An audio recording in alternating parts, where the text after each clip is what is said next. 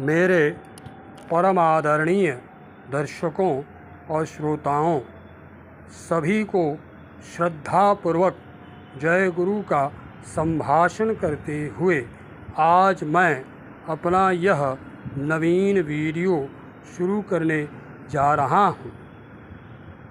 आदरणीय विद्वज्जनों, आज मैं अपने इस वीडियो में यह बताऊंगा कि परम गुरु अखंड मंडलेश्वर श्री श्री स्वामी स्वरूपानंद परमहंस देव अर्थात श्री श्री बावणी ने अपनी सप्तम खंड अखंड संहिता में भारतीय पंचांग में क्या क्या होना चाहिए, इस विषय में क्या कहा है।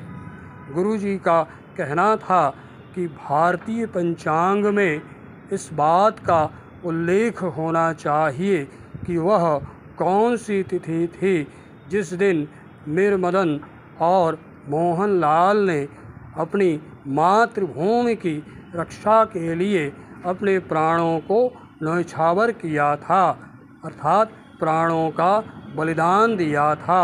साथ ही साथ गुरु जी यह भी कहते हैं कि भारतीय पंचांग में इस बात का भी उल्लेख होना चाहिए कि वह कौन सी तिथि थी जिस दिन वंदे मातरम सर्वप्रथम उच्चरित हुआ था। इतना ही नहीं, उनका यह भी कहना था कि वह कौन सी तिथि थी जिस दिन गंगा पुत्र भीष्म ने चिरकौमार्य व्रत धारण किया था। साथ ही साथ गुरु जी का यह भी कहना था कि वह कौन सी तिथि थी जिस दिन राणा प्रताप ने तृणशैया में प्रतिज्ञा ग्रहण किया था। साथ ही साथ उनका यह भी कहना था कि वह कौन सी तिथि थी जिस दिन मराठा राजा मराठा वीर छत्रपति शिवाजी ने मुल्ला अहमद की सुंदरी पुत्रवधू को सम्मान के साथ उसके ससुराल में भेज दिया था। संपूर्ण मातृवत सम्मान के साथ कहने का मतलब है मातृवत सम्मान के साथ उनके ससुरालय में भेज दिया था। इस बात का भी उल्लेख भारतीय पंचांग में होना चाहिए। साथ ही साथ उनका यह भी कहना था कि भारतीय पंचांग में इस बात का भी उल्लेख होना चाहिए कि वह कौन सी तिथि थी जिस दिन अर्जुन ने उर्वशी की अनैतिक मांग को अस्वीकार किया था। उर्वशी को क्या किया? उन्होंने मातृवत सम्मान प्रदान किया, कहा कि आप मेरी माता हैं, और उर्वशी की अनैतिक मांग को अर्जुन ने अस्वीकार किया, सम्मानपूर्वक अस्वीकार कर दिया। इस बात का भी उल्लेख होना चाहिए। इतना ही नहीं, आगे गुरुजी यह भी कहते हैं कि वह कौन सी तिथि थी जिस दिन उतंग ने गुरु पत्नी की अनैतिक मांग को बुद्धिपूर्वक अपने विवेक से अपनी बुद्धि से अस्वीकार किया था। इस बात का भी उल्लेख भारतीय पंचांग में होना चाहिए। यदि पंचांगों को लाभजनक वस्तु के रूप में परिणत करना है, एक लाभकारी वस्तु के रूप में परिणत करना है, तो इन चीज़ों का उल्लेख अवश्य पंचांग में किया जाना चाहिए।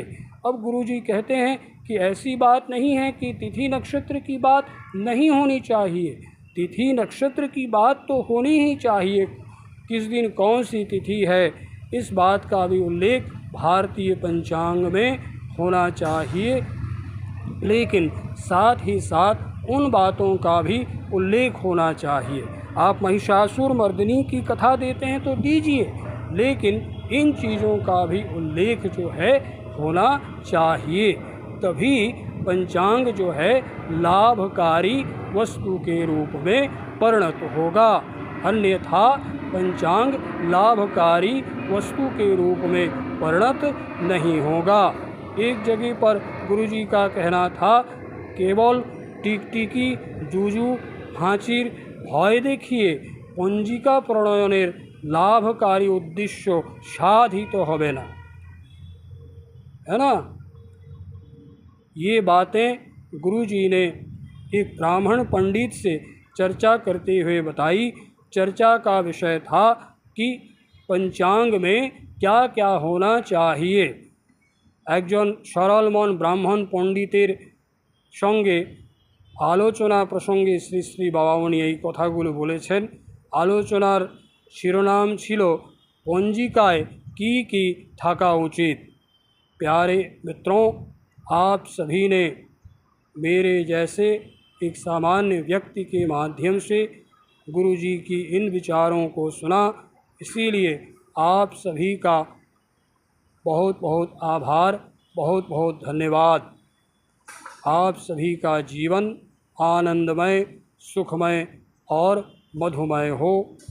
परम गुरु श्री श्री बाबामणि आपनादेर सकलेर कल्याण करुन।